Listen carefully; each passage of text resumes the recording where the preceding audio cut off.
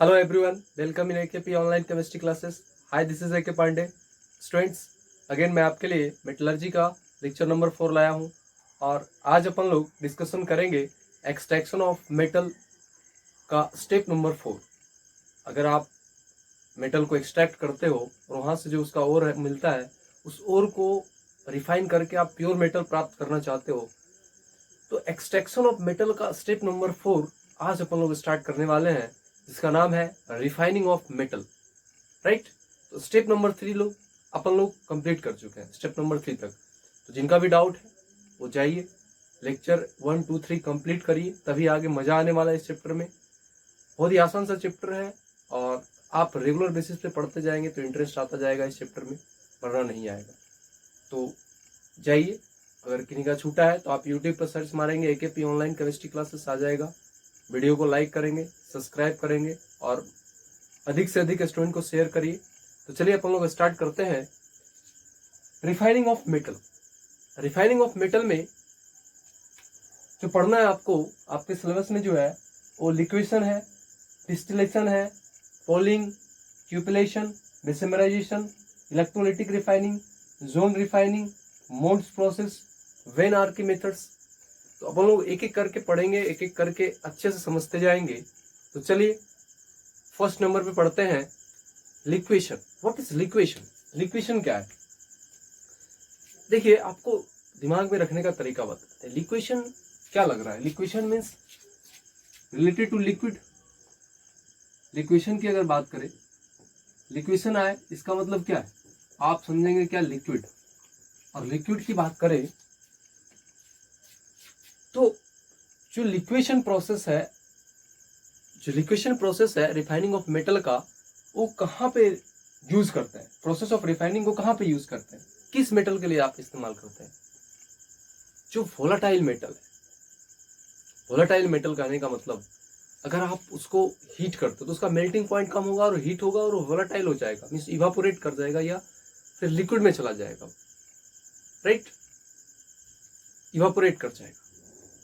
तो बेसिकली वहां पे होगा क्या? अगर लिक्वेशन की बात करें तो लिक्वेशन में आप लिक्विड से दिमाग में आएगा, तो क्या क्या दिमाग में रखना है आपको? सबसे पहला काम कि ये वोलाटाइल मेटल के लिए इस्तेमाल करते हैं। जैसे आपका SN, PB, बिस्मथ, SN हो गया, PB हो गया एंड बिस्मथ हो गया। तो सवाल है कि मेल्टिंग पॉइंट क्या होना चाहिए? कम होना चाहिए, लो मेल्टिंग पॉइंट। तो लिक्वेशन प्रोसेस में बेसिकली होता क्या है? मेटल का तो मेल्टिंग पॉइंट क्या होता है? लो होता है। और इंप्योरिटी जो होता है refractory in nature. Basically refractory in nature का मतलब क्या है कि रिफ्रैक्टरी इन नेचर करने का मतलब हाई मतलब very high melting point. Melting point क्या होगा? काफी हाई होगा। और वहां पे जो मेटल होंगे उसका मेल्टिंग पॉइंट लो होगा। अब मेल्टिंग पॉइंट जब लो होगा तो आपको करना क्या है? आप इस टाइप से आप क्या करेंगे, यहाँ पे हमने एक ऐसा यहाँ पे लिया और यहाँ पे क्या कर लिया, ये आप ध्यान से देखेंगे। ये हमारा एक इंक्लाइंड सरफेस लिया गया है और इस पे ऊपर में ये प्योर मेटल लिया गया है। यहाँ पे क्या है? Impure metal. यहाँ पे इम्प्योर मेटल लिया। अब इसको क्या करिए? आप हीट करिए। जैसे आप हीट करते जाओगे, जब आप हीट करोगे तो यहाँ पे क्या होगा? इम्प्योर मेटल है, यहाँ पे प्योर और इम्प्योर दोनों है। आपके जरूरत का क्या है? आपको चाहिए प्योर मेटल। तो लिक्वेशन प्रोसेस में इस्तेमाल क्या करते हैं? लिक्वेशन प्रोसेस क्या है? ये भी रिफाइनिंग ऑफ मेटल का प्रोसेस है, जो क्या होना चाहिए? वोलाटाइल नेचर का होना चाहिए। मीन्स जो मेटल होगा ये यहाँ पे क्या होगा? लो मेल्टिंग पॉइंट होगा। तो यहाँ पे क्या है? इम्प्योरिटी है, ये इम्प्योर मेटल है। इम्प्योर मेटल कहने का मतलब, अब जब इम्प्योर मेटल है तो मेटल का लो मेल्टिंग पॉइंट होगा। तो जब आप हीट करोगे तो मेल्ट करेगा, मेल्ट करके क्या आएगा? इस बीकर में आएगा, मीन्स प्योर मेटल रहेगा। और जो इम्प्योरिटीज है, तो इम्प्योरिटीज कैसा है? इम्प्योरिटीज तो हमारा रिफ्रैक्टरी नेचर है।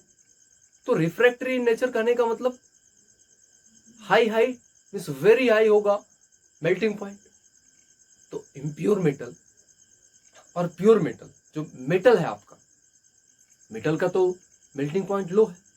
जब आप हीट करना शुरू करोगे तो वो मेल्ट करेगा, तुरंत मेल्ट करके लिक्विड स्टेट में आएगा, और जो मेटल रहेगा आपके काम का वो इस बीकर में चला जाएगा, और जो इम्प्योरिटीज होंगे, इम्प्योरिटीज तो यहीं पर रह जाएंगे। क्यों? क्योंकि जो इम्प्योरिटीज है वो रिफ्रैक्टरी इन नेचर है। रिफ्रैक्टरी नेचर कहने का मतलब मेल्टिंग पॉइंट तो हाई है, और जब मेल्टिंग पॉइंट कम रहेगा तो थोड़ा सा ही हीट देंगे तो क्या हो जाएगा, लिक्विड में कन्वर्ट हो जाएगा, राइट। तो और भी पॉइंट आपको बताने वाले हैं, तो चलिए नोट करिए इतना फटाफट से।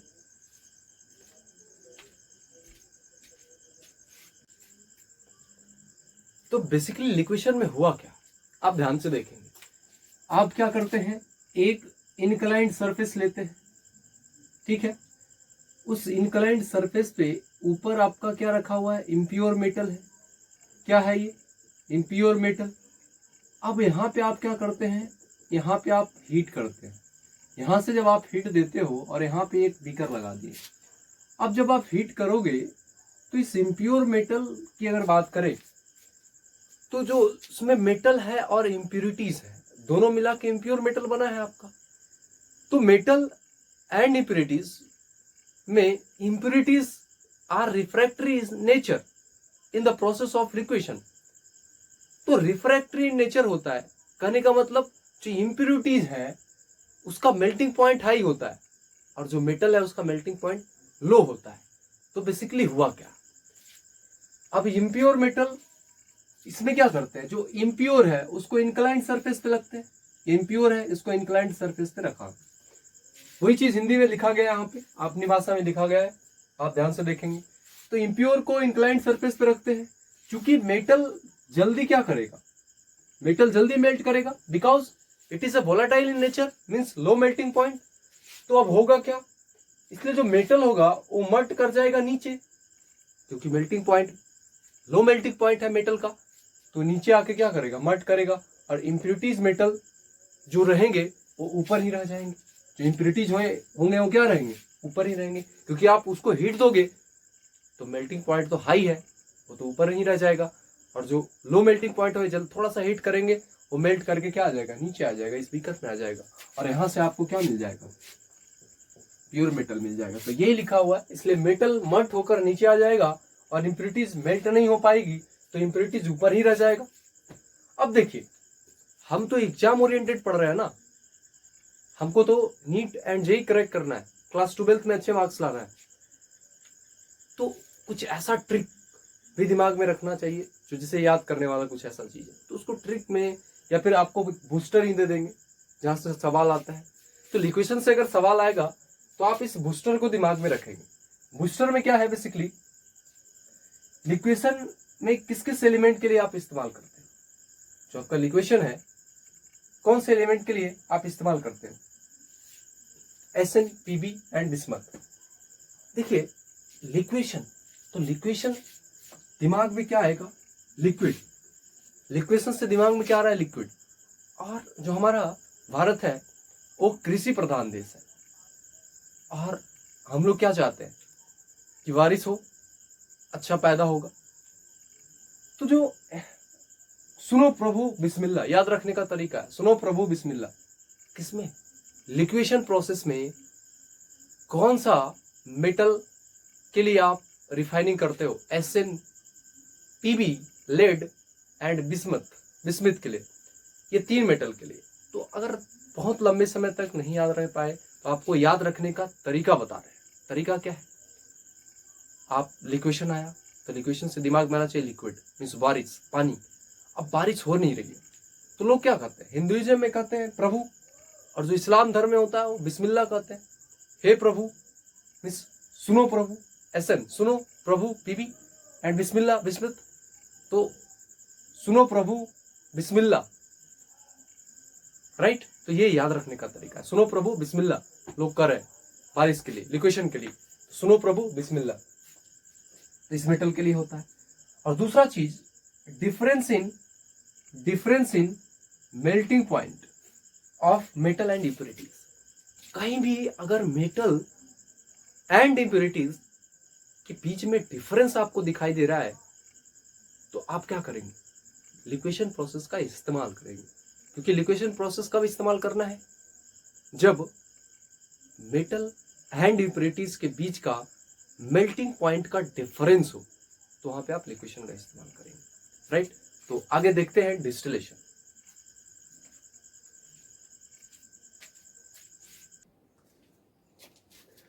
तो नेक्स्ट जो हमारा है वो है डिस्टिलेशन। अभी हमने क्या देखा? लिक्वेशन। तो लिक्वेशन में क्या था? वहां पे जो मेटल और इंप्यूरिटीज को अलग अलग कर रहे थे, तो मेटल और इंप्यूरिटीज का किस में डिफरेंस होना चाहिए? मेल्टिंग पॉइंट में। तब आप लिक्वेशन प्रोसेस का इस्तेमाल करेंगे। बट जो हमारा डिस्टिलेशन है, डिस्टिलेशन को कैसे समझेंगे? तो डिस्टिलेशन में बॉइलिंग पॉइंट का चर्चा करेंगे। लिक्वेशन में किस चीज का चर्चा करते थे? Melting point. Melting point. और डिस्टिलेशन में बॉइलिंग पॉइंट का चर्चा करेंगे। लिक्वेशन में लो मेल्टिंग पॉइंट हुआ करता था, डिस्टिलेशन में लो बॉइलिंग पॉइंट होगा मेटल का। लिक्वेशन में जो इंप्योरिटीज हुआ करते थे, हाई मेल्टिंग पॉइंट हुआ करता था, यहां पे बॉइलिंग पॉइंट हाई होगा। देखिए मेल्टिंग पॉइंट में क्या होता है, जो मेटल होते हैं जब आप उसको हीट करते हो तो वो मेल्ट करके लिक्विड में चला जाता है, सॉलिड से लिक्विड में जाता है। और किसी सॉलिड है, वो मेटल है, सॉलिड से जब आप बॉइलिंग पॉइंट की चर्चा करते हो तो वेपर में जाता है, गैस में कन्वर्ट होता है, वेपर में जाता है, तो वहां पे बॉइलिंग पॉइंट की चर्चा करते हैं। तो बेसिकली बॉइलिंग पॉइंट क्या है? जब आप सॉलिड को हीट करने के बाद उसको गैस में कन्वर्ट करते हो तो वहां पे आप बॉइलिंग पॉइंट देते हो, बॉइल करते हो, बॉइलिंग पॉइंट देते हो। तो डिस्टिलेशन प्रोसेस क्या है? अगर आपने क्या किया, जमीन से खुदाई की, जो आपको ओर प्राप्त हुआ, तो उस ओर में कुछ इंप्योरिटीज है, और हम यही 4 स्टेप तो कर रहे हैं। 4 स्टेप किए थे, 3 स्टेप अपन लोग पढ़ चुके हैं। तो ये चौथा स्टेप चल रहा है रिफाइनिंग ऑफ मेटल। तो रिफाइनिंग ऑफ मेटल में दूसरा मेथड चल रहा है डिस्टिलेशन। पॉलिंग देख चुके हैं अपन लोग, सॉरी लिक्वेशन देख चुके हैं, पॉलिंग आगे पढ़ाएंगे आपको। लिक्वेशन पढ़ चुके हैं, तो लिक्वेशन में क्या होता है बता चुके हैं। तो डिस्टिलेशन में क्या होता है अब ये समझते हैं। बेसिकली डिस्टिलेशन में होता क्या है? आप इस प्रोसेस का इस्तेमाल कब करेंगे? जब मेटल एंड इंप्योरिटीज के बीच में बॉइलिंग पॉइंट का डिफरेंस होगा, राइट। ऐसा नहीं कि मेटल और इंप्योरिटीज का बॉइलिंग पॉइंट सेम होगा तो आप डिस्टिलेशन प्रोसेस से आप प्योर नहीं कर सकते। क्या होना चाहिए? सबसे पहला चीज कि जो भी मेटल एंड इंप्योरिटीज होंगे उसमें सबसे पहला काम होना चाहिए कि डिफरेंस होना चाहिए बॉइलिंग पॉइंट का। तो डिस्टिलेशन प्रोसेस में आप क्या करने वाले हैं? जमीन से आपने खुदाई करके या फिर जमीन के अंदर से अर्थ क्रस्ट से जो आपको और मिनरल्स मिला है, जो और आपको मिला है, उस और को आप प्यूरिफाई करना है। तो प्यूरिफाई आप कैसे करेंगे? प्यूरिफाई करने के लिए डिस्टिलेशन प्रोसेस में क्या करते हैं आप ध्यान से देखिए। यहाँ पे और है और साथ में इंप्योरिटीज भी है, और है प्लस इंप्योरिटीज है। अब हम चाह रहे हैं कि उस इंप्योरिटीज को अलग करना चाह रहे हैं। हमारा मकसद क्या है? इंप्योरिटीज को अलग करना। अब हम करेंगे क्या? एक कंटेनर लिया हमने, अब यहां से हम आग लगाना शुरू किए, यहां से हीट दे रहे हैं। अब हीट जब दे रहे हैं तो यहां पे और प्लस इंप्योरिटीज दोनों है। तो जैसे ही आपने हीट देना शुरू किया तो जिसका बॉइलिंग पॉइंट लो होगा, तो बॉइलिंग पॉइंट जब लो होगा जिसका बॉइलिंग पॉइंट लो होगा, जब आपने हीट देना शुरू किया तो बॉइलिंग पॉइंट जिसका लो था वो क्या करेगा? वो वेपर बन के ऊपर जाएगा, ऊपर उठने लगेगा, वेपर बन के ऊपर उठने लगेगा। जो इंप्योरिटीज और मेटल है, तो मेटल का क्या है? मेटल का बॉइलिंग पॉइंट कम है ना, तो आपको तो मेटल चाहिए, तो मेटल का बॉइलिंग पॉइंट कम है। तो जब आप यहां से हीट दे रहे हो, तो हीट दिए और मेटल का बॉइलिंग पॉइंट कम है, तो मेटल इवापोरेट करेगा, ऊपर आएगा और इस पाइप से क्या करेगा?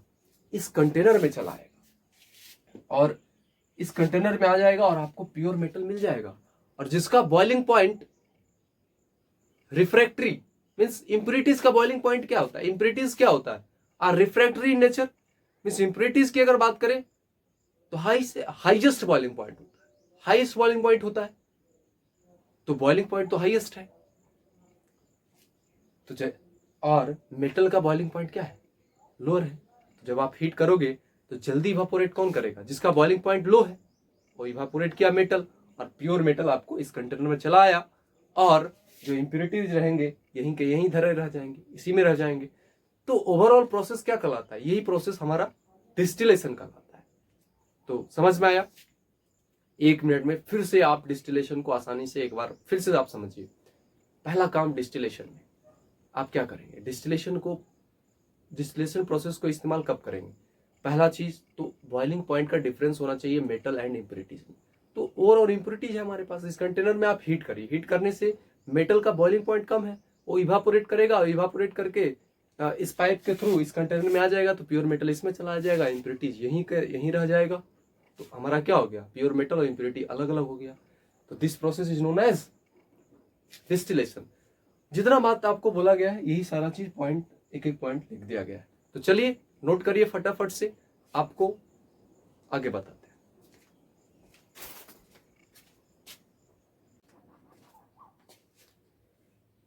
तो डिस्टिलेशन में अब अपन लोग आपको बूस्टर देते हैं। बाबा जी का बूस्टर क्या करता है, देखिए यहीं से सवाल आएगा। अगर सवाल आ जाए कि कौन कौन सा मेटल के लिए डिस्टिलेशन प्रोसेस से आप प्यूरिफाई कर सकते हो, डिस्टिलेशन प्रोसेस का इस्तेमाल करोगे, यूज करोगे डिस्टिलेशन प्रोसेस का, तो कौन कौन सा मेटल होगा वो, जिंक, कैडमियम एंड मरकरी। अब सवाल है, अभी तो बोल दिया, पढ़ दिया, तो 1-2 दिन तक तो याद रहेगा, लेकिन एग्जामिनेशन तक ले जाने के लिए आपको चीजें अगर याद करने वाला है तो आपको इस टाइप से मेमोरी में रखना पड़ेगा ताकि एग्जामिनेशन तक जा सके। एग्जामिनेशन साल भर के बाद होंगे, 1 साल 2 साल के बाद होते हैं, तो आपको उस चीज को ऐसा स्टोरी बना के दिमाग में रखा जाए, ऐसा इमेज बना के रखा जाए ताकि वो लंबे समय तक याद रहे। राइट? तो आपको हम याद करने का तरीका बता रहे हैं। जैसे डिस्टिलेशन में बाबा जी का बूस्टर में जो आप मेटल्स को प्यूरिफाई करोगे, जिंक, कैडमियम, मरकरी है, याद रखने का तरीका क्या है आपको बता रहे हैं, आप ध्यान से समझेंगे।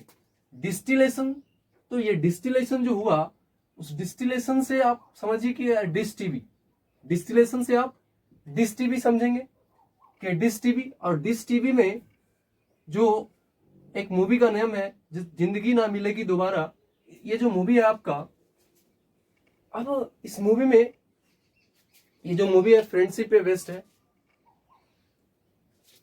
तो जिंदगी ना मिलेगी दोबारा जो मूवी है फ्रेंडशिप पे बेस्ड है, तो आप करोगे क्या? तो डिस टीवी भी होता है, मोस्ट ऑफ द के पास टाटा स्काई होगा, बट डिस टीवी में कौन सा मूवी है देने वाला है डिस टीवी पे? डिस टीवी पे कौन सा मूवी देगा? जिंदगी ना मिलेगी दोबारा। अब डिस्टिलेशन में कौन कौन सा मेटल का प्यूरिफाई करेंगे? तो डिस्टिलेशन से जिंदगी ना मिलेगा, जिंदगी में जेडन जिंक हो गया, और डिस टीवी पे जो जिंदगी ना मिलेगी दोबारा मूवी दे रहा है, वो आपको सीडी के रूप में भी आप देख सकते हो उसको, सीडी के रूप में आप देखोगे उस मूवी को, सीडी में भी देख सकते हो। जिंदगी ना मिलेगी दोबारा में जिंक, और सीडी में भी देख सकते हो इस मूवी को। और ये जो मूवी है जिंदगी ना मिलेगी दोबारा, वो फ्रेंडशिप पे बेस्ड है। तो फ्रेंड क्या करेंगे, आपस में हक करते हैं, तो हक करेंगे, तो याद रखने का तरीका, तो डिस्टिलेशन मीन्स याद रखने का तरीका आपको बता रहे कौन कौन सा मेटल के लिए आप इस्तेमाल करेंगे, जिंक, कैडमियम, मरकरी। कैसे याद रहेगा? डिस्टिलेशन मीन्स डिस टीवी दिमाग में लाके, और डिस टीवी पे कौन सा मूवी दे रहा है, जिंदगी ना मिलेगी दोबारा, और इस मूवी में जिंक हो गया, और ये मूवी फ्रेंडशिप पे बेस्ड है, और इसको आप कैसेट सीडी में भी देख सकते हो, सीडी में भी देखोगे, तो सीडी हो गया आपका जिंक, जिंदगी में जिंक, सीडी में भी आप इस मूवी को देख सकते हो, तो सीडी कैडमियम हो गया, और फ्रेंडशिप पे बेस्ड है तो हक करते हैं लोग, हक करेंगे आपस में, तो एच मरकरी, तो याद हो गया आपको। तो ये बाबा जी का बूस्टर। तीसरा पॉइंट इसमें क्या है कि बॉइलिंग पॉइंट का डिफरेंस होना चाहिए, डिफरेंस मेटल एंड इंप्योरिटीज के बीच में बॉइलिंग पॉइंट का डिफरेंस होगा, तब आप डिस्टिलेशन प्रोसेस का आप इस्तेमाल करिए और वहां से मेटल का प्यूरिफाई करिए और से। अब नेक्स्ट हमारा है पोलिंग। देखिए पोलिंग में क्या होता है,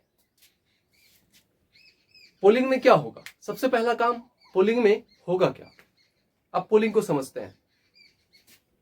तो पोलिंग में आप दिमाग में रखेंगे कि जो पोलिंग है उसके लिए पहले एक बड़ा सा कंटेनर आप लेंगे, तो बड़ा सा कंटेनर शादी विवाह जो होता है, शादी में जो बहुत सारा डिफरेंट वैरायटीज ऑफ डिशेस बनते हैं, अलग अलग तरह का जो डिशेस बन रहे हैं, बड़ा स्वादिष्ट डिशेस बनते हैं।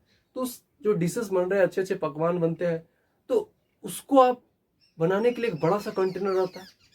शादी विवाह में आप देखते हो ये ऐसा बड़ा सा कंटेनर होता है। तो एक बड़ा सा कंटेनर हमने लिया। तो अब पोलिंग समझ आने जा रहे हैं। डिस्प्लेशन हमारा खत्म हो गया, अब पोलिंग पे आते हैं। तो पोलिंग में आप एक लार्ज कंटेनर लोगे और उसको क्या करोगे, उसको आपको हीट करना है। ये लार्ज कंटेनर आपने लिया और क्या करते हैं, जब लार्ज कंटेनर में जब डिशेस बनाते हैं तो उसको हीट करते हो। तो वही काम करना है पोलिंग में। पोलिंग में बेसिकली होगा क्या, एक लार्ज कंटेनर लिया, चलो ठीक है, अब इसको आप हाई टेम्परेचर से आप हीट करिए और बहुत सारा फ्रेशली ग्रीन वुड लॉग्स जो है उसको आप इसमें पुट करिए। तो जब आप पुट करेंगे तो ये जो लार्ज कंटेनर है वो कंटेन करेगा क्या, मोल्टेन मेटल। और जो मोल्टेन मेटल होगा कंटेन करेगा, तो आप उसमें जो क्या करिए, उसको कंटिन्यूसली उसमें चलाइए। स्टार्ड का मतलब क्या होता है, यहाँ पे लिखा गया कंटिन्यूसली स्टार्ड, मींस उसको चलाते रहिए उसके अंदर। तो अब क्या होगा, बेसिकली जो हमारा जो वुडन पोल था, जो लकड़ी था, अब उस लकड़ी और जो मेटल है, तो लकड़ी विथ मोल्टेन मेटल। और लकड़ी में पता है आपको, जो पेड़ पौधे होते हैं, ग्रीन वुड, पेड़ पौधे में कार्बन का भी मात्रा होता है। तो कार्बन क्या करेगा, मोल्टेन मेटल के साथ रिएक्ट करेगा और रिएक्ट करने पे कैसा गैस रिलीज करेगा, हाइड्रोकार्बन गैस। क्योंकि कार्बन आ रहा है ना, कार्बन और हाइड्रोजन, तो हाइड्रोकार्बन गैस वो रिलीज करेगा in the form of methane, ethane, कुछ भी, मींस हाइड्रोकार्बन गैस वहां पे रिलीज करेगा आपको। तो पोलिंग प्रोसेस में क्या होता है, पोलिंग प्रोसेस में पहला क्या किए, एक लार्ज कंटेनर का व्यवस्था करिए। लार्ज कंटेनर हो गया, लार्ज कंटेनर लिया और उसको हाई टेम्परेचर पे हीट करना है। हाई टेम्परेचर पे हीट करिए और उसमें हमारा क्या है, ग्रीन वुडन लॉक्स है और विथ मोल्टेन मेटल के साथ क्या कर रहे हैं, हीट कर रहे हैं, रिएक्ट करेगा। तो जो पेड़ पौधे होते हैं उसमें क्या है, कार्बन का भी तो कंटेंट होता है। तो वो कार्बन क्या करेगा, रिएक्ट करेगा मोल्टेन मेटल के साथ और वो क्या करेगा बताइए, रिएक्ट करके हाइड्रोकार्बन गैस रिलीज करेगा वहां से। तो जो हाइड्रोकार्बन गैस रिलीज हो रहा है ना, with the reaction of wooden poles with molten metal, तो वह जो हाइड्रोकार्बन गैसेस है वो एक्ट करेगा किसकी तरह, रिड्यूसिंग एजेंट की तरह और मेटल ऑक्साइड की तरह। तो जो आपका CO2 कॉपर का ऑक्साइड है, तो अभी तो ऑक्साइड का इंप्योरिटीज है यहाँ पे, हमको तो सिर्फ कॉपर चाहिए। तो अब क्या करिए, जब आप हीट करोगे तो यहाँ पे CH4 जो मीथेन होगा, वो जो हाइड्रोकार्बन गैस जो रिलीज हुआ वहां से, तो अब एक्ट कर रहा है किसकी तरह, यहाँ पे रिड्यूसिंग एजेंट की तरह काम कर रहा है। और जो मेटल का ऑक्साइड का इंप्योरिटीज है उसको अलग कर दे रहा है और वहां पे सिर्फ कॉपर मिल जा रहा है। तो दिस हाइड्रोकार्बन किसकी तरह एक्ट कर रहा है, रिड्यूसिंग एजेंट की तरह। तो ये ओवरऑल हमारा पोलिंग था, राइट। अब जहां से क्वेश्चन आते हैं, तो पोलिंग हमने पढ़ लिया, आप 4 मार्क्स अपना सिक्योर करते हैं एग्जामिनेशन के लिए। तो बूस्टर आपको दिमाग में रखना पड़ेगा भाई। एग्जामिनेशन में आएगा कि अगर ऑप्शन में दे देगा कि जो आपका कॉपर है या टीन है, इस दो मेटल को आप कैसे आप प्यूरिफाई कर सकते हो, वहां पे ऑप्शन पोलिंग दे देगा, डिस्टिलेशन दे देगा, लिक्वेशन दे देगा। तो लिक्वेशन में तो हमको याद है, लिक्वेशन में क्या है, सुनो प्रभु बिस्मिल्लाह, मिस SN PB एंड बिस्मत। डिस्टिलेशन के लिए जिंदगी ना मिलेगी दोबारा, मिस ZN CD एंड क्या बताइए, HG। और तीसरा जो पोलिंग है, पोलिंग में आपको क्या करना है, पोलिंग में कौन कौन सा मेटल को प्यूरिफाई करेंगे, आप ध्यान से देखिए। तो इसको आप ध्यान से रखिए, ये बड़ा सा कंटेनर है और इस बड़ा सा कंटेनर को कहां आप इस्तेमाल करते हो भाई, शादी विवाह होता है, आपका नहीं, किसी का, हमारा भी नहीं, किसी का भी अगर हो रहा है, तो वहां पे क्या होता है, बड़ा बड़ा कंटेनर आते हैं, बड़ा बड़ा बर्तन होता है। ये जो बड़े बर्तन है शादी के बर्तन में, ये जो शादी का बर्तन है वो जनरली किससे बने होते हैं, कॉपर एंड टीन के। तो जो कॉपर एंड टीन हो गया, यानी कि पोलिंग में कौन सा मेटल को आप यूज करेंगे, तो कॉपर एंड टीन, राइट। तो यह याद रखने का तरीका है। एक बड़ा सा कंटेनर लेते हैं पोलिंग में, तो बड़ा सा कंटेनर कहाँ, शादी विवाह के बर्तन में आप इस्तेमाल करते हो, बड़ा बड़ा कंटेनर, अच्छे अच्छे डिशेस बनाते हैं, अच्छे अच्छे स्वादिष्ट पकवान तैयार करते हैं बड़े बड़े कंटेनर में। तो वहां जो बड़ा कंटेनर रहता है वो किससे बना रहता है? कॉपर एंड टीन के बर्तन से बने रहते हैं, जो शादी के बर्तन है जनरली। तो पोलिंग को जो यूज करते हैं फॉर एक्सट्रैक्टिंग कॉपर और एसएन के लिए, सीयू एंड एसएन के लिए इस्तेमाल करते हैं। जहां पे सीयू कहां से आपको प्राप्त होगा? जो आपका कॉपर का ऑक्साइड है, आप उसको रिड्यूस करेंगे इन द प्रेजेंस ऑफ जो आपका मीथेन गैस रिलीज हुआ था, उसके साथ आप रिएक्ट करवाएंगे तो आपको क्या करेगा? कॉपर ऑक्साइड को रिड्यूस करके कॉपर मिल जाएगा और वहां से पानी बाहर निकल जाएगा और CO2 गैस बाहर निकल जाएगा। एसएन फ्रॉम SnO2, तो जो एसएन होगा SnO2, तो एसएन का आपको और का नेम बता चुके हैं, कैसेटराइट, टीन का कैसेट फर्स्ट लेक्चर में ही। एसएन का फ्रॉम कहां से प्राप्त होगा? SnO2 के साथ टीन का ऑक्साइड से आप एसएन प्राप्त करोगे इन द प्रोसेस ऑफ पोलिंग। तो पोलिंग में बेसिकली हुआ क्या, आप एक बार अच्छे से पढ़िए कि आपने लार्ज कंटेनर लिया और उसको वेरी हाई टेम्परेचर पे हीट किया। जो हीट किया तो उसमें जो freshly cut green would logs था उसको आपने पुट किया इनटू दैट लार्ज कंटेनर, उस लार्ज कंटेनर में पुट किया और वहां से जो मोल्टेन मेटल है उसको कंटिन्यूसली आप चलाते गए। तो चलाते गए तो बेसिकली हुआ क्या, जो हाइड्रोकार्बन गैसेस फिर वहां से रिलीज किया। क्यों? क्योंकि वहां पे जो वुडन पोल्स था वो मोल्टेन मेटल के साथ रिएक्ट किया, और वुडन पोल्स में जो ग्रीन प्लांट्स है वहां पे, प्लांट्स में क्या है, वुड लकड़ी में क्या होगा, कार्बन का भी तो कंटेंट होता है। तो उसके साथ रिएक्ट करके कौन सा गैस रिलीज करेगा? हाइड्रोकार्बन गैस रिलीज करेगा। तो वह जो हाइड्रोकार्बन गैसेस अब एक्ट करेगा किसकी तरह? रिड्यूसिंग एजेंट की तरह। तो हमारे लिए बेनिफिशियल हो गया। क्या बेनिफिशियल हो गया? तो अब जो मेटल का ऑक्साइड रहेगा, जो ऑक्साइड का इंप्योरिटीज रहेगा, उसको रिड्यूस करके मेटल अलग कर देगा और हमारे काम का मेटल आ जाएगा, राइट।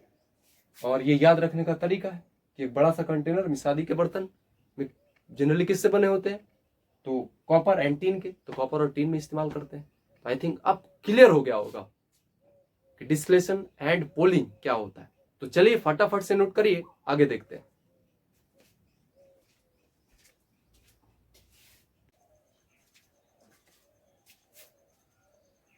तो रिफाइनिंग ऑफ मेटल में अपन लोग को 9 जो पढ़ना है उसमें से अपन क्या क्या कंप्लीट कर चुके? पहला लिक्वेशन प्रोसेस कंप्लीट हो चुका। दूसरा डिस्टिलेशन पढ़ चुके, पोलिंग पढ़ चुके। मीन्स 9 में से अपन लोग 3 तो कंप्लीट कर चुके हैं। अब बचा कितना? 6 में से लगभग आज 5 तो कंप्लीट ही कर लेंगे। एक जो बचेगा उसको नेक्स्ट क्लास में अपन लोग करेंगे। तो चौथा क्या है? क्यूपुलेशन एंड पांचवा है बेसेमराइजेशन। तो चलिए इस दोनों को समझते हैं एक एक करके। देखिए, जो आपका क्यूपुलेशन है और बेसेमराइजेशन है, जो क्यूपुलेशन और बेसेमराइजेशन है वो किसके अंतर्गत आता है? पायरोमेटलर्जिकल रिफाइनिंग के अंतर्गत। पायरो का मतलब क्या होता है? पायरो का मतलब हीट। पायरो का मतलब हीट। मीन्स क्यूपुलेशन एंड बेसेमराइजेशन में आप हीट का इस्तेमाल करते हो। तो पायरोमेटलर्जिकल रिफाइनिंग में क्या क्या पढ़ना है आपको? 2, पहला क्यूपुलेशन एंड दूसरा बेसेमराइजेशन। और पायरोमेटलर्जिकल रिफाइनिंग, तो पायरो का मतलब हीट। अब देखिए, अब आते हैं अपन लोग क्यूपुलेशन पे। तो क्यूपुलेशन जो है आपको बता दें, तो क्यूपुलेशन में जब कभी भी मेटल जो होगा as a impurities with other noble metal, then cupellation is used. कहने का मतलब, अगर कोई मेटल, जैसे मान लीजिए पीबी कोई मेटल है, तो जो पीबी है, जो मेटल है, अगर कोई मेटल नोबेल मेटल के साथ, नोबेल मेटल कहने का मतलब जो महंगा मेटल है ना, जैसे आपका सोना चांदी प्लेटिनम हो गया, ये सब क्या है? कॉस्टली है, नोबेल मेटल है, AgAu एंड PT। तो जो नोबेल मेटल है उसके साथ अगर कोई मेटल इंप्योरिटीज है, जैसे PB as a metal impurities है वहां पे, तो वहां पे आप क्या करोगे? क्यूपुलेशन का इस्तेमाल करोगे। मीन्स क्यूपुलेशन में हीट करते हैं। तो क्यूपुलेशन आपको देखो बता रहे हैं, याद कर रखने का तरीका। देखिए, क्यूपुलेशन है, तो क्यूपुलेशन से आप दिमाग में रखेंगे क्या? कपल। क्यूपलेशन से आप कपल दिमाग में रखेंगे, और ये जो कपल है जब वो शादी करते हैं, जब वो शादी करेंगे तो क्या है, महंगा महंगा महंगा से महंगा क्या ज्वेलरीज पहने रहते हैं, राइट? तो जो कपल है वो शादी करते हैं, क्यूपलेशन से कपल आप दिमाग में रखेंगे। कपल जब शादी करेंगे तो जो मीन्स महंगा महंगा ज्वेलरीज का इस्तेमाल करेंगे वहां पे, और मीन्स नोबेल मेटल का बना होता है, सोना चांदी एंड प्लेटिनम का इस्तेमाल करेंगे। किसका इस्तेमाल करेंगे? Ag, Au and Pt। तो कपल इसका इस्तेमाल करेगा, मीन्स सोना, है ना, सोना चांदी एंड क्या, प्लेटिनम भी महंगा होता है, ये भी नोबेल मेटल है। तो क्यूपिलेशन में आपको हीट तो देना पड़ेगा, और साथ में नोबेल मेटल में जो इंप्योरिटीज रहेगा उसको अलग करने के लिए आप क्यूपिलेशन प्रोसेस का इस्तेमाल करें। नोबेल मेटल जैसे Au, Ag, Pt मीन्स सोना चांदी एंड प्लेटिनम। तो whenever a metal is present as a impurity with other noble metal, then cupellation is used. Then Pb metal is used as a impurity with Ag and Au। तो यहां पे Pb is used as a, Pb metal जो यहां पे आप इस्तेमाल कर रहे हो एज ए impurity, भाई यहां पे Ag एंड Au है, तो तेरे अंगने में मेरा क्या काम? तो Ag एंड Au के यहां पे Pb का क्या काम है? कुछ नहीं, तो उसको हटाना पड़ेगा, क्योंकि Au और Ag क्या है, आपका नोबेल मेटल। तो यहां पे Pb एज अ इंप्योरिटी काम कर रहा है, तो इंप्योरिटी को हटा देंगे। तो होगा क्या, इन क्यूपिलेशन में जो ओर है उसको ट्रीट करेंगे अंडर हाई टेम्परेचर। अब जाहिर सी बात है, क्यूपिलेशन हो या बेसेमराइजेशन हो, इस दोनों प्रोसेस के लिए आपको हाई हीट का रिक्वायरमेंट होता है, आपको हीट काफी देना पड़ेगा। तो क्यूपिलेशन में जो ओर होगा उसको ट्रीट करेंगे under high temperature, are treated under a Ag metal ore.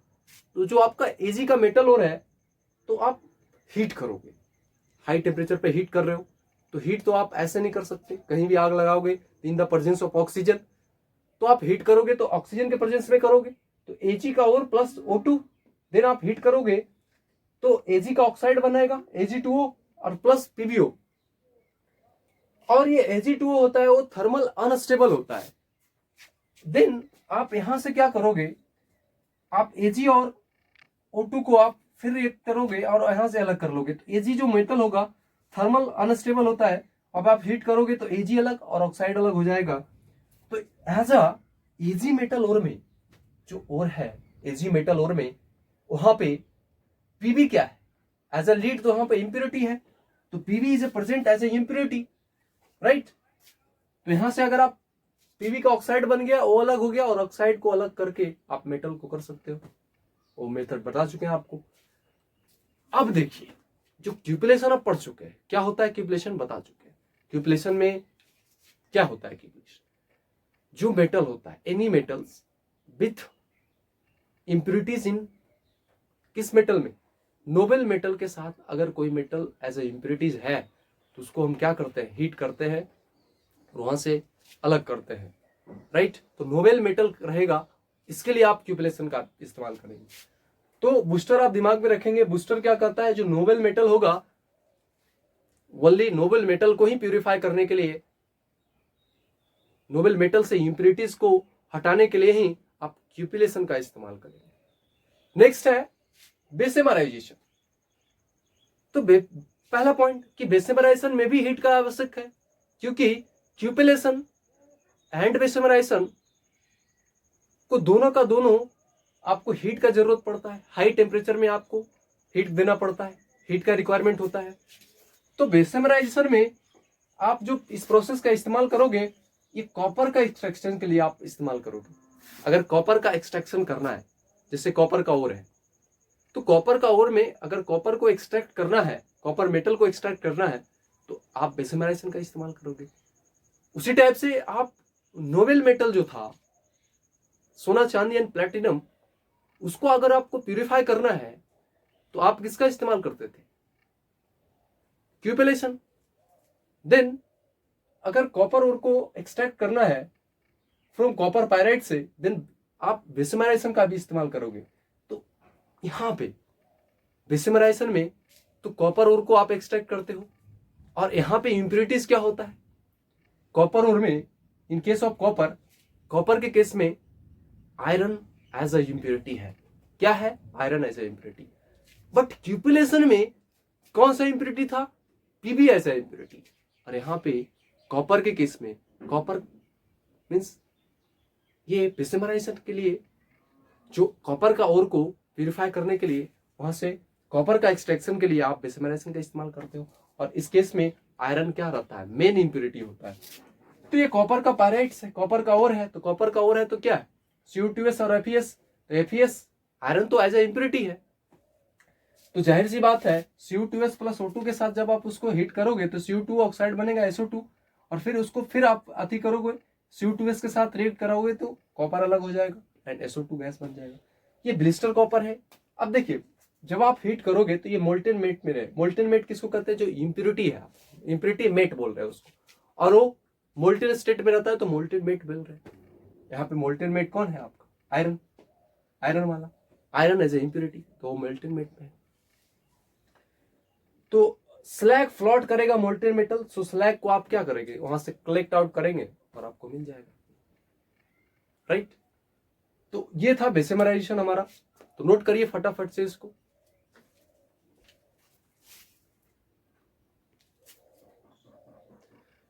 तो हमने कंप्लीट कर चुके, क्या कंप्लीट कर लिया? क्यूपलेशन एंड बेसिमराइजेशन।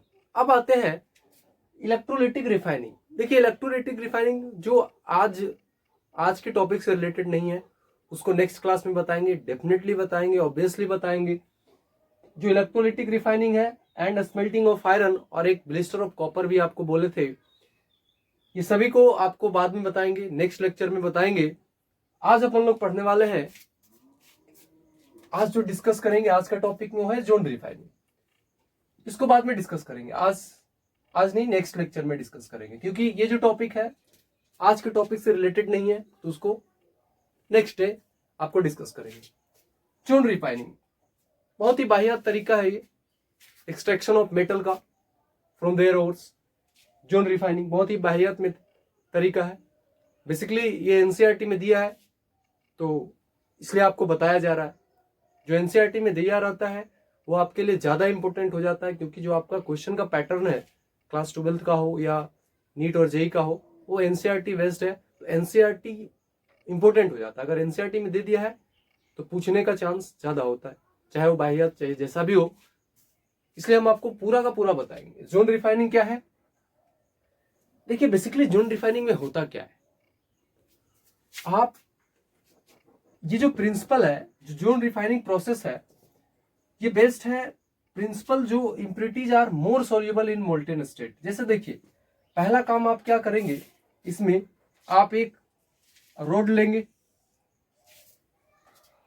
ये आपने रोड लिया मेटल का। अब यहां पे क्या करिए, आप हीटर लगा लीजिए। ये आपका हीटर लगा हुआ है इस टाइप से, ये गोल गोल, यहां पे क्या है, ये सब ये हीटर लगा दिया हमने। अब यही हीटर क्या होगा, जो आपने हीटर को लगाया है, तो अब बेसिकली एक सर्कुलर हीटर रहना चाहिए जो मूवेबल होना चाहिए। ऐसा नहीं कि आप सर्कुलर हीटर लिए और ये मूव ही नहीं करना। पहला काम क्या है, एक सर्कुलर हीटर आपको लेना है, ये सर्कुलर हीटर मूव करना चाहिए। अब देखिए बेसिकली क्या होगा, तो इस मेटल रॉड में जो आपने सर्कुलर हीटर लगाया और ये मूवेबल है, तो यहां लगाओगे तो यहां मोल्टेन कर देगा, फिर यही मूव करके फिर यहां लगाओगे तो इतना आयरन को क्या करेगा, मोल्टेन करेगा। फिर ये सर्कुलर हीटर मूवेबल है तो मूव करेगा, यहां का आयरन क्या करेगा, मोल्टेन में जाएगा। तो क्या कर रहा है, जो impurities are more soluble in molten state than in solid state. तो जो सॉलिड स्टेट से जो आपका इंप्योरिटीज है, जो इंप्योरिटीज है वह ज्यादा सोल्यूबल है molten state. Impurities are more soluble in molten state. But जो सॉलिड स्टेट से, तो सॉलिड स्टेट से अब मोल्टेन स्टेट में चला गया, राइट। अब यहां पे जो आपका क्या है, ये इम्प्योर रॉड है, ये आपका जो इम्प्योर रॉड है, अब ये मूवेबल, ये मूव करने वाला आपने हीटर लगाए थे, सर्कुलर मूवेबल हीटर लगाए थे। तो अब हुआ क्या, बेसिकली अब तो इम्प्योर रॉड क्या हो गया, तो जो सॉलिड स्टेट में था और जो इम्प्योरिटीज था, हीटर लगाने से क्या हो गया, मोल्टेन हो गया, हीट किया, हीट करने से मोल्टेन स्टेट में गया। तो जो मोल्टेन स्टेट से था तो इम्प्योरिटीज तो हट गया ना यार, क्योंकि इम्प्योरिटीज सॉल्यूबल हो गया किसमें, मोल्टेन स्टेट में। तो आप यहां से कट कर दोगे और निकाल लोगे। तो वही है, जब आप हीटर को स्टार्ट करते हो एक इंच से इम्प्योर मेटल रड का, जो इम्प्योर मेटल रड है, इम्प्योर मेटल रड है, इम्प्योर मेटल रड है, आप एक इंच से स्टार्ट कर रहे हो, तो वह पार्ट जो क्लोज होगा हीटर का, ये जो पार्ट हीटर का क्लोज है, ये जो पार्ट हीटर का क्लोज है, वह कन्वर्टेड हो जाएगा किसमें, मोल्टेन स्टेट में। जैसे मान लो आपने यहां से शुरू किया, तो ये जो हीटर लगा हुआ है, ये जो हीटर लगा हुआ है, तो ये जो हीटर लगा हुआ है इस पार्ट के क्लोज है, तो इस पार्ट के जो क्लोज है हीटर लगा हुआ, उसको किस में कन्वर्ट कर देगा, हीटर है तो हीट देगा, तो जो हीटर के क्लोज रहेगा उसको मोल्टेन स्टेट में कन्वर्ट कर देगा। सिंस तो जब मोल्टेन स्टेट में कन्वर्ट कर दिया तो इंप्योरिटीज अब क्या हो गया, मोर सोल्यूबल। तो इंप्योरिटीज मोर सोल्यूबल होता है किसमें, जोन रिफाइनिंग में, तो मोर सोल्यूबल है इंप्योरिटीज।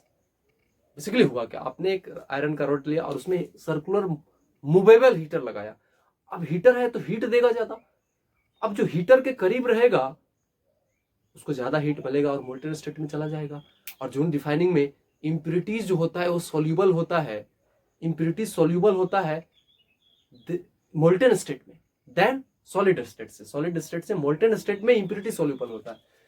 तो बेसिकली होगा क्या, इसलिए इंप्योरिटीज जो होगा वो मोल्टेन मेटल के क्लोजर हो जाएगा, मोल्टेन मेटल के नजदीक जाएगा और मूव कर जाएगा मोल्टेन मेटल के टुवर्ड्स। तो हम लोग जानते हैं क्या, हीटर मूवेबल है, इसलिए स्टार्ट करेंगे एक इंच से और मूव करेंगे स्टिल दूसरे इंच तक, और वो पूरा का पूरा क्या हो जाएगा, अलग कर देंगे हम लोग। तो जैसे जैसे हीटर मूव करेगा मोल्टेन पार्ट और चेंजेस करेगा पोजीशन, तो हीटर क्या करेगा, इंप्योरिटीज, तो हीटर क्या करेगा, जो इंप्योरिटीज रहेंगे वो मोल्टेन स्टेट के साथ सोल्यूबल होंगे और जो प्योरिटी रहेंगे वो अलग हो जाएंगे, राइट। तो ये आपका जोन रिफाइनिंग है। और बेसिकली जोन रिफाइनिंग किसके लिए आप इस्तेमाल करते हैं, सेमीकंडक्टर्स के लिए। Zone refining is used for semiconductor. तो जोन रिफाइनिंग सेमीकंडक्टर्स के लिए इस्तेमाल करते हैं, ठीक है। जितने भी सेमीकंडक्टर होंगे वो सारे के लिए आप कौन सा मेथड को आप इस्तेमाल करोगे, जोन रिफाइनिंग। तो नोट करिए फटाफट से इसको।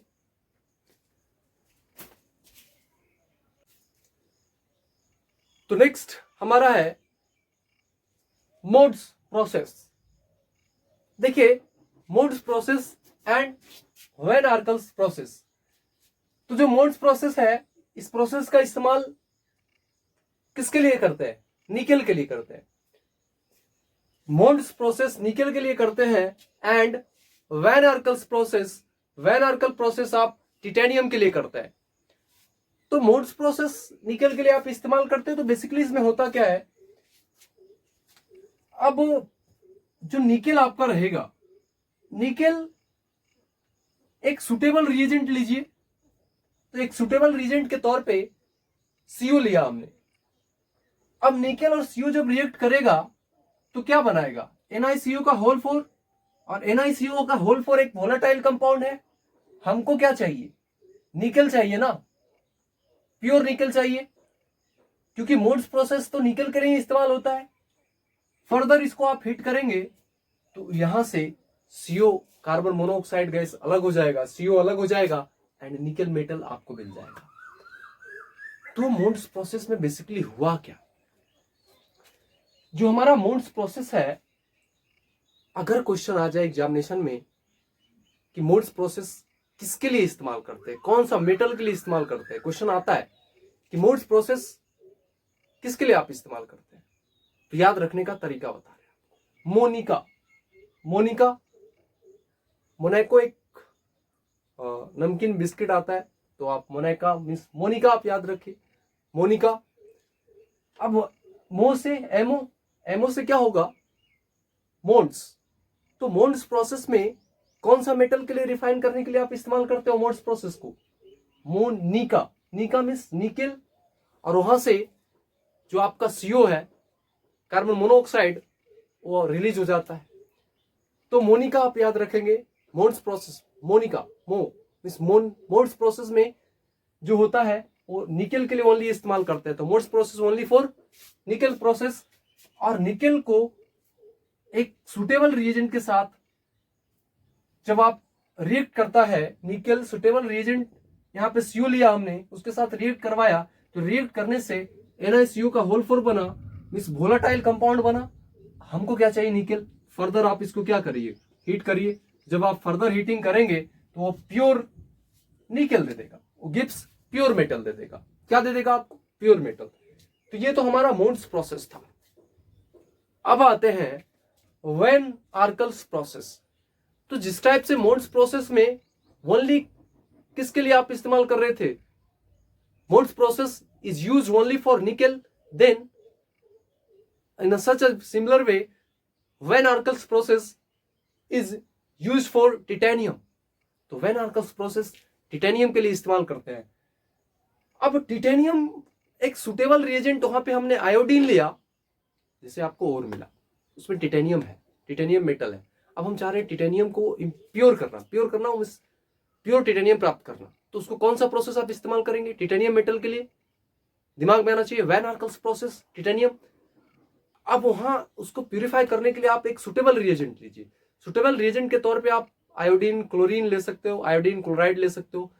तो हमने आयोडीन लिया, तो आयोडीन यहाँ पे सुटेबल रिएजेंट लिया, तो जब रिएक्ट करेगा आयोडीन सुटेबल रिएजेंट के साथ टिटेनियम, तो TiI4 बनाएगा।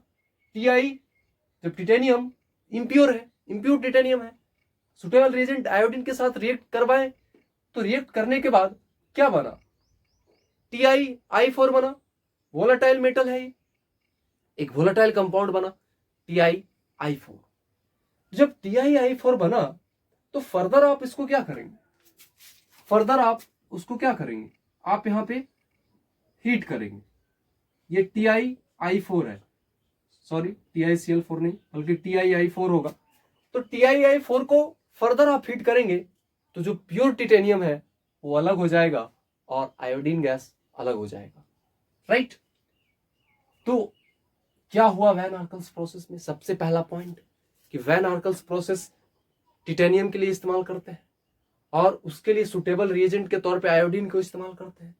देन आयोडीन फॉर्म करता है TiI4, जब रिएक्ट करता है एज अ वोलाटाइल कंपाउंड्स। तो जो TiI4 वोलाटाइल कंपाउंड मिला, अब फर्दर उसको हीट करते हैं। तो आप फर्दर जब हीट किए तो वोलाटाइल कंपाउंड है, तो टिटेनियम अलग, आयोडीन गैस अलग, राइट। तो TiI4 वोलाटाइल मिला, बोले तो वेपर फेज रिफाइनिंग है। कैसा है, वेपर फेज रिफाइनिंग है, वोलाटाइल कंपाउंड मिला, वेपर फेज रिफाइनिंग। तो ये था Mond's process and van Arkel's process. तो ये हमारा वैन आर्कल्स प्रोसेस था। अब सवाल है एग्जामिनेशन में आए कि वैन आर्कल्स प्रोसेस क्वेश्चन देखते के साथ आपको बताना है, तो कैसे आप पता करोगे, कैसे आप फाइंड आउट करोगे कि जो वैन आर्कल्स प्रोसेस में कौन सा मेटल का, अभी तो याद रहेगा, 2 दिन पढ़ोगे याद रहेगा, लेकिन लंबे समय के लिए आपको बता रहे हैं ट्रिक्स। VTII मीन्स, देखिए जो ताई होते हैं वो बाहर से आ रहे हैं, तो बाहर से आएंगे तो किस चीज से आएंगे, गाड़ी से आएंगे, वैन से आएंगे। तो ताई मीन्स VTI करने का मतलब वैन, ताई, TI मीन्स ताई। तो जो ताई आ रहे हैं बाहर से वो किस चीज से आएंगे, वैन से आएंगे। और तो दिमाग में आना चाहिए ताई VTI मीन्स ताई वैन से आ रहे हैं। तो आप याद रखने का तरीका है ताई वैन से आ रहे हैं। तो VTI, तो वैन आर्कल्स प्रोसेस में कौन सा मेटल के लिए आप इस्तेमाल करते हैं, टिटेनियम के लिए, और वहां पे सुटेबल रिएजेंट क्या लेते हैं, आयोडीन लेते हैं। और मोड्स प्रोसेस में कौन सा मेटल के लिए, ओनली निकेल के लिए, और वहां पे जो आप सुटेबल रिएजेंट लेते हैं वहां पे CO लेते हैं। तो ये हमारा था वेन आर्कल्स प्रोसेस। तो आज अपन लोग जो refining of metal step number 4 अपन लोग कंप्लीट करने वाले हैं। तो स्टेप नंबर 4 चल रहा है, तो उसमें से 9 मेथड्स पढ़ना था। क्या क्या पढ़ लिए अपन लोग? पहला जो फर्स्ट मेथड है लिक्वेशन पढ़ा, दूसरा डिस्टिलेशन पढ़ा, तीसरा बेसिमराइजेशन पढ़ा, नंबर 4 क्यूपिलेशन पढ़ा, नंबर 5 बेसिमराइजेशन पढ़ा, number 6 Mond's process, number 7 van Arkel's process, right. और इलेक्ट्रोलिटिक रिफाइनिंग जो होगा वो नेक्स्ट क्लास में पढ़ेंगे, and smelting of iron next class में पढ़ेंगे। तो आज के लिए अपन इतना ही रखते हैं, बाकी नेक्स्ट क्लास में स्टूडेंट्स अधिक से अधिक स्टूडेंट को शेयर करिए, अधिक से अधिक अपने दोस्तों को शेयर करिए, ताकि वो हर स्टूडेंट इसका फायदा उठा सके, बेनिफिट उठा सके। बहुत ही आपको अमेजिंग लेक्चर दिया जा रहा है, अमेजिंग कंटेंट दिया जा रहा है। आप अच्छे से पढ़ते जाइए, प्रैक्टिस करते जाइए, जो पीछे पढ़ा दिया गया है उसको रिवाइज करते जाइए, और अधिक से अधिक स्टूडेंट को शेयर करिए, वीडियो को लाइक करिए, सब्सक्राइब करिए, एंड बेल आइकन हिट करिए, ताकि नोटिफिकेशन आपको हमेशा मिलते रहे। देखिए, आप अधिक से अधिक स्टूडेंट को शेयर करेंगे, वो नीडी स्टूडेंट जो होंगे उनको बेनिफिट मिलेगा। और सब्सक्राइब करिए चैनल को, उससे क्या होगा, हमारा मोरल बूस्ट होगा। जितना ज्यादा आप सब्सक्राइब करेंगे, लाइक करेंगे, वीडियो को कमेंट करेंगे, उतना ज्यादा हमारा मोरल बूस्ट होगा, और हम अधिक से अधिक वीडियो बनाएंगे और अच्छे तरीके से अच्छा कंटेंट देंगे, अच्छा से अच्छा क्वेश्चन करा पाएंगे। वरना अगर रिस्पॉन्स अच्छा नहीं रहेगा तो फिर नहीं कर पाएंगे, क्योंकि बेनिफिट मिलना चाहिए ना यार। इतना मेहनत करके, इतना पसीने देख रहे हो, कितना मेहनत में, कितना गर्मी में आपके लिए इतना मेहनत करके वीडियो शानदार लेक्चर तैयार कर रहे हैं, तो आप शेयर करना आपका काम है। आप ही हमारा ब्रांड एम्बेसडर हो, है ना। तो आप अधिक से अधिक स्टूडेंट को शेयर करिए, सब्सक्राइब करिए, लाइक करिए, राइट। उससे हमारा मोरल बूस्ट होगा और हम नेक्स्ट लेक्चर आपके लिए लाएंगे। तो दैट्स ऑल, आज के लिए अपन इतना रखते हैं। Thank you.